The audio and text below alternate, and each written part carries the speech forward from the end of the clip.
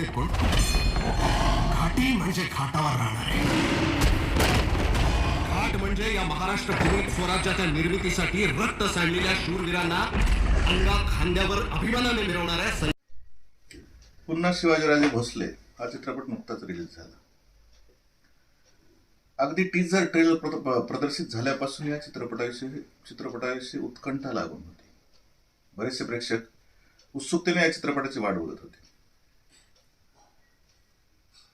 मी शिवाजीराजे भोसले बोलतोय याच्यानंतर महेश मांजरेकरांची ही दुसरी कलाकृती.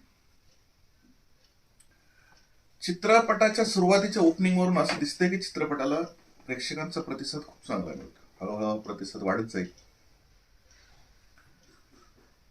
शिवाजी महाराजांचं स्वराज्यावरचं प्रेम, त्यांनी स्वराज्यासाठी दिलेला लढा हा तर सर्वांनाच माहित आहे.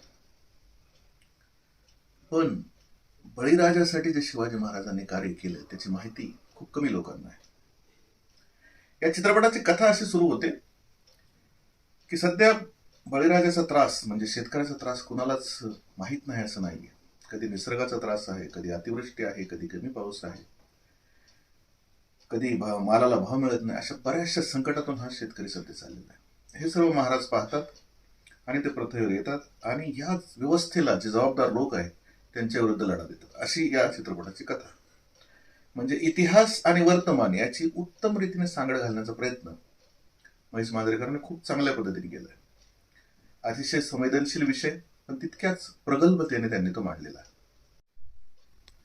छत्रपती शिवाजी महाराजांच्या भूमिकेत सिद्धार्थ बोडके या तरुण अभिनेत्याने अक्षरशः जीव ओतलाय. त्याचा अभिनयाचं कौतुक सगळ्या स्तरावर होत आहे. ज्यावेळेस चित्रपटाचं पोस्टर प्रदर्शित झालं त्यावेळेस सिद्धार्थ जाधवचा एक नवीन लुक प्रेक्षकांना दिसला होता. त्याची प्रेक्षकांना खूप उत्कंठा होती की नेमकं हे कशा पद्धतीचा रोल आहे. आणि सिद्धार्थ जाधवचा हा खलनायकी बाज लोकांना नक्कीच आवडलेला आहे. चित्रपटाचं दिग्दर्शन खूप सुंदर रीतीने आहे. चित्रपटाची कथा खूप वेगळी आहे आणि महेश मांजरेकर साहेबांनी खूप चांगल्या पद्धतीने याचं दिग्दर्शन केलेलं आहे. त्यामुळे हा चित्रपट प्रेक्षागृहात जाऊन नक्कीच पाहण्यासारखा आहे. महाराजांचं एक वेगळं रूप, अक्षय रागीट रूप, व्यवस्थेकडे पाहून त्यांना जो राग येतो आणि त्याच्या विरोधात जो लढा देतात हे खरंच खूप पाहण्यासारखं आहे.